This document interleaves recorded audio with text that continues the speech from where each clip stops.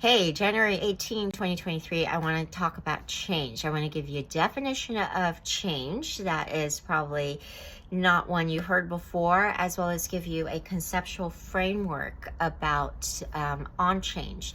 And not that it can apply at any time for any change, but right now we're nearing the third week into the first month of a new year. So around this time, a lot of people might be feeling like, oh, they've already gone wayward on their attempts or their plans, their intentions, their resolutions for changes in the new year with the whole new year, new me. I love that. Cracks me up every time. Or some people might be feeling like, hey, we're really getting into the new year and I haven't set any plans. Okay, either way, the context is this change for the better. So we're not talking about change in terms of life is always changing or there's uncontrollable changes. The life is always changing and everything is life changing. Something like that is a Jungism. Then of course there's the worldview that I hope you share, that as we age, as every day that passes, every year that passes, every year that we get older, the normal expectancy that we should have is that life should get better, meaning we should get better, right? Whether we're getting smarter or more mature, or in material things, in educational endeavors, whatever it is, right? Life should be getting better.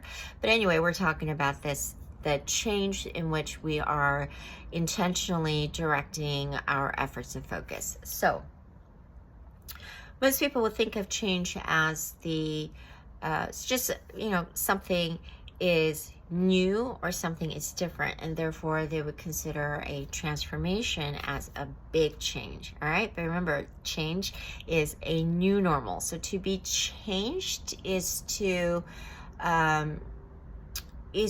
really not just be different, okay, but to set a new normal. So a new normal is enough of a shift on the spectrum where the world shifts with you. Okay, so it's not only that it's a new normal for you, but it's a new normal in such a manner, in such a way, for such a time that others see this as the new normal. So this sort of flies against that idea that people think of with change, where there's a lot of, wow, this is very different. Okay, different isn't change, right? To be changed, different is different. Okay, to be changed, to be new, means to set a new normal. And a normal, okay, so we're not talking about normal or abnormal as in there's no qualitative judgment here, okay? Normal simply means what it is that you are used to and what you're familiar with, right? And when I say spectrum, this shift in the spectrum refers to looking at pretty much everything, all of the traits, characteristics, whatever, from the most opposing, like good and evil, right, to whatever it is. Like sometimes we need to rest, sometimes we need to push, right? Like whatever it is that we're able to place on a scale. Okay, think of it as a number line. So the math number line, where you have infinite points that could go in either direction. Well, we can't be hitting all those points, those infinite points, as a normal, right? We have a range in which we could shift or access those traits and characteristics based on the appropriate response to the situation, right? That is our normal. That is us. So it's not that we don't have the capability to be extreme on one end or the other, but when something is extreme, it doesn't mean that something has changed. It just means that we have done something out of character, out of norm, right? So this also has something to do with capabilities. It simply means the range in which you are familiar, comfortable, normal, okay, normal range for you, and shifting that range. All right, so that is the framework of change. Now that means how you change, okay, is becoming better at sitting somewhere else on that spectrum and getting comfortable there until you reset that normal. Okay, I'll give you a couple of examples, right? So there's this factor of longevity, right, of time factor, as well as the ability to sit with unfamiliarity, maybe discomfort, right, in order to get to a point of change and then to remain there to set that change. Okay, so give you a couple of examples around change and what's normal. So let's imagine you are in a foreign country, completely unfamiliar place. It's very crowded, and you know, it's like so many things that are new to you. You don't know the language, you don't, you know, aren't familiar with anything that you're looking at. All right, and you see a familiar face, but it's someone you dislike. Okay, so regardless of the fact that you dislike this person, you're gonna get a pang of gladness, right, at seeing something familiar. Okay, but that familiarity is with something out of the place that you are actually in, right? So the crowded, you know, unfamiliar place represents, let's say, the change that you want to make, and it's going to take, you know, it's going to take time to become familiar, to get situated. You're going to have to sit through the discomfort, and then it will eventually get comfortable and be the new place, right? The new normal for you. And then what was familiar will then not have that, give you that pang of gladness, right? So this is a little bit of a story on, you know, I guess, backsliding, right? So don't let familiarity lull you. Okay, the old familiar lull you. You have to become comfortable with the unfamiliar and be, you know, comfortable with discomfort. You know that saying.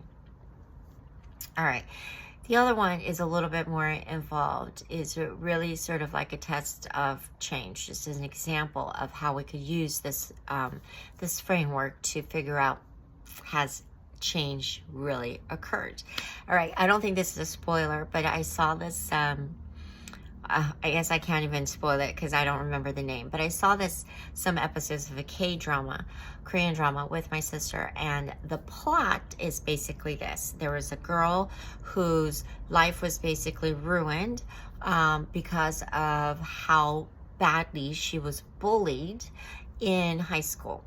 And once she is old enough, she spends a long time, I guess in her 20s, to